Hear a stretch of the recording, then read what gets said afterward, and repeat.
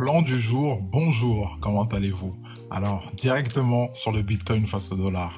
Unité de temps hebdomadaire, donc chaque bougie représente une semaine. Ce qu'on a de beau, c'est que là, actuellement, on s'apprête progressivement à clôturer la semaine, mais a priori, ça serait pas en positif.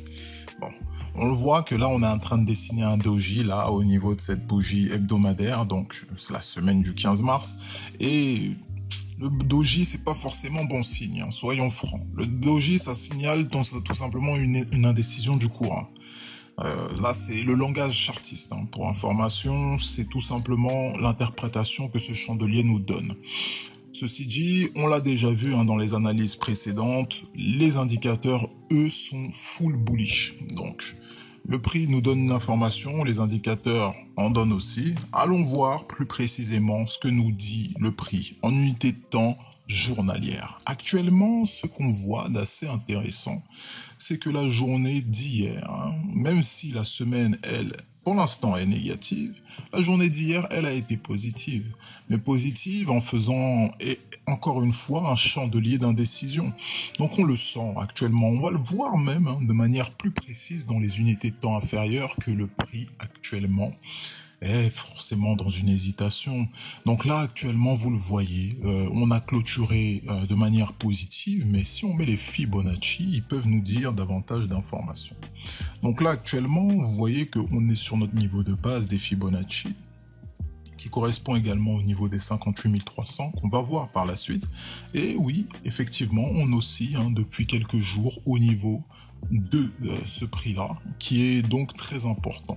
C'est donc à voir, à considérer des niveaux importants à avoir en tête, d'autant plus qu'au niveau des indicateurs, ce qu'on a, c'est qu'on est constamment au-dessus des 50 pour le RSI, et également on s'apprête progressivement à voir les deux lignes de notre MACD, c'est des moyennes mobiles, hein, qui se chevauchent actuellement. Alors, est-ce qu'un croisement, il aura lieu? Donc, ce qu'on voit même déjà, c'est que les histogrammes, eux, veulent amener une sorte de négativité. Donc, ce qu'on voit, c'est que le prix, actuellement, semble être indécis. En unité de temps 4 heures, ça se voit également. Les 4 heures précédentes, justement, ont fait énormément d'oscillations autour de ce niveau des 58 300 et pour vous dire on a même clôturé au niveau des 58 381 pour ce qui est du courtier Coinbase.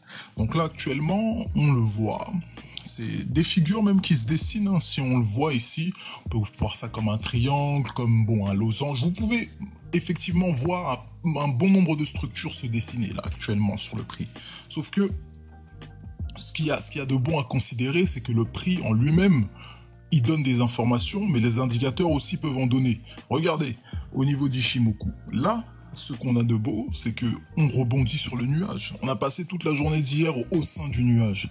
Certes, on est au-dessus du nuage actuellement, ça peut peut-être constituer donc un support dynamique, histoire de repartir un peu plus vers des niveaux un peu plus élevés.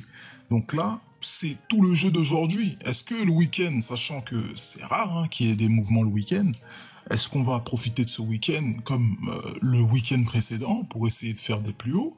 Bon, c'est tout le jeu d'aujourd'hui. On va voir un petit peu ce que les intervenants ont prévu.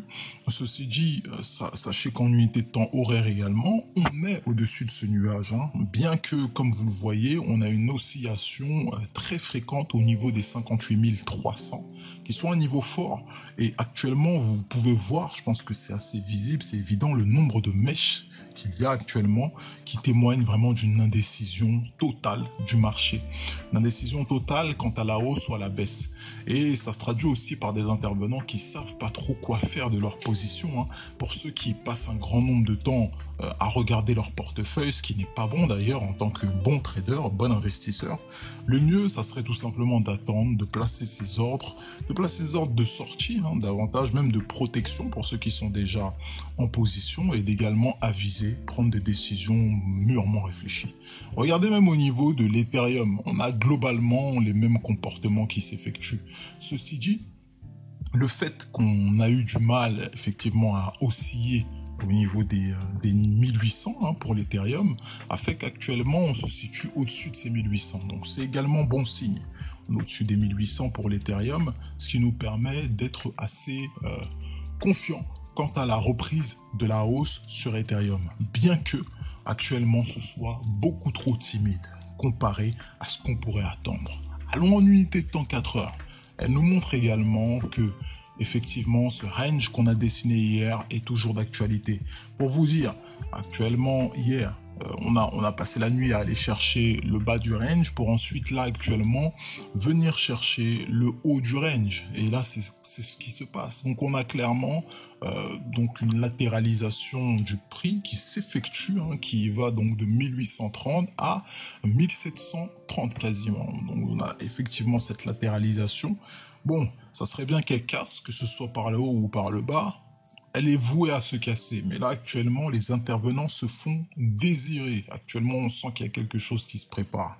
Donc, cette accumulation de force, cette accumulation d'intervenants, ça va continuer vraiment à une explosion sûre et prolongée même dans les jours, même la séance d'aujourd'hui, qui sait. Donc là, ce qu'on voit de beau, c'est qu'au niveau même des moyennes mobiles, on va essayer de retirer Ishimoku. Vous le constatez, je vous l'ai dit. La moyenne mobile 50, elle est pertinente parce qu'on peut servir de support dynamique. Comme par le passé, elle a suivi, elle a été effectuée, mais elle peut aussi également servir de détection de latéralisation. Vous voyez que le prix oscille autour de cette moyenne mobile. Il ne fait que faire des allers-retours par-dessus, ce qui veut dire même que la moyenne mobile elle est complètement plate. Quand vous voyez qu'elle est plate, c'est qu'effectivement, il y a une latéralisation du cours. Donc là, on est dans un range, clairement. On est dans un range et il va s'apprêter à bel et bien être cassé dans les moments à venir. Constatez même en unité de temps journalière, effectivement, on a aussi effectué une journée de hausse pour ce qui est de la journée d'hier pour l'Ethereum face au dollar. Et là, on constate, on est encore une fois en hausse. Donc, ce qui serait bien de voir, c'est que on essaye quand même de clôturer positif, mais là, quoi qu'il en soit, au même titre que pour le Bitcoin, pour l'Ethereum, on s'apprête à clôturer sous une forme de doji. Et vous le savez, la forme de doji, c'est une forme particulière qui est notable, qui témoigne d'une indécision. On peut le voir rapidement. Vous le savez, tout s'apprend. Tout est simple. Aujourd'hui, on a tous les outils à notre disposition. Actuellement, le doji qu'on s'apprête à voir, c'est une sorte de doji dragon. Bon, c'est tout simplement, ça témoigne d'une indécision du marché. Vous avez clairement là, le marché, il sait pas quoi faire. Il sait pas où est-ce qu'il veut aller.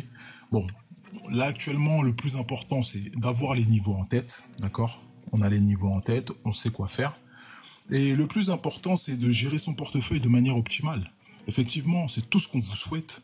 Ainsi, on se donne rendez-vous encore une fois de plus à la prochaine. Prenez soin de vous, de votre capital. Bye bye.